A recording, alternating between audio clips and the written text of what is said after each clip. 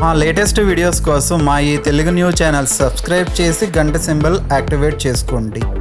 విజయవాడ ఇంద్రకీలాద్రిపై వెలసిన కనకదుర్గమ్మ మహాశక్తి స్వరూపిణి, త్రిమూర్తుల తేజోకాంతులతో అవతరించిన మహాశక్తి రూపిణి మహిషాసురుణ్ణి వధించింది. భవిష్యత్తులో ఊహించని ఆపదలు వచ్చినప్పుడు తమను కాపాడేందుకు అందుబాటులో ఉండమని దేవతలు మునులు ప్రార్థన చేయగా ఇంద్రకీలాద్రిపై స్థిర నివాసం ఏర్పరచుకుంది.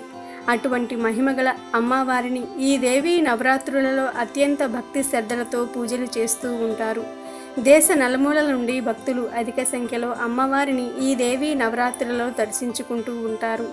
ఆ అమ్మవారు ఎంత శక్తి కలిగినదో మనం చెప్పనవసరం లేదు. అమ్మవారికి కోపం వస్తే నాశనం తప్పదని చెప్తూ ఉంటారు. ఇంద్రకీలాద్రిపై వెలసిన అమ్మవారిని కోరిన కోర్కెలను తీర్చే తల్లిగా చెప్పుకుంటూ ఉంటారు. ప్రత్యేకంగా దీక్షలు కూడా వేస్తారు. ప్రతిరోజు కొన్ని లక్షల మంది అమ్మవారి దర్శనం కోసం వస్తారు. ఇలా అమ్మవారిని వైభవంగా భక్తి శ్రద్ధలతో పూజిస్తూ ఉంటారు. ఈ దేవి నవరాత్రులలో అమ్మవారు నేను ఉన్నాను అంటూ భక్తులకు వివిధ రకాలలో వివిధ రూపాలలో నిదర్శనాలను చూపిస్తుంది. ఈ దేవి నవరాత్రుల్లో ఒక భక్తురాలు అమ్మవారి దర్శించుకొని వస్తూ ఉండగా 5 ముత్తైదువులకు తాంబూలం ఇద్దామని అనుకుని తాంబూలం సిద్ధం చేస్తూ ఉంటే సెక్యూరిటీ వాళ్ళు వచ్చి ఇవన్నీ బయట చూసుకో తల్లి, ఇక్కడ నుంచి వెళ్ళిపో తొందరగా అని అంటారు. దానితో ఆమె అక్కడ ఉన్న 4 మాత్రం త్వరగా తాంబూలం ఇచ్చి బయటికి వచ్చేస్తుంది. ఇంకొక తాంబూలం ఇవ్వాలి, ఎవరికి ఇవ్వాలి అని ఆలోచిస్తూ అటూ ఇటూ చూస్తుంది. ఈలోగా ఒక పండు ముత్తైదువ వచ్చి తాంబూలం తీసుకుంది. బొట్టు పెడదాము అనుకుని వెనక్కి తిరిగి కుంకుమ తీసుకునే లోపు ఆమె కనిపించలేదు.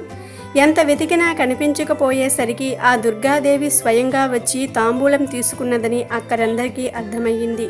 ఈ విషయం అక్కడ ఉన్న అందరికీ తెలిసింది. ఆ అమ్మవారిని భక్తితో పూజిస్తే ఆమె ఇలాంటి ఎన్నో మహిమలను భక్తులకు నేను ఉన్నాను అని నిదర్శనంగా చూపిస్తుంది.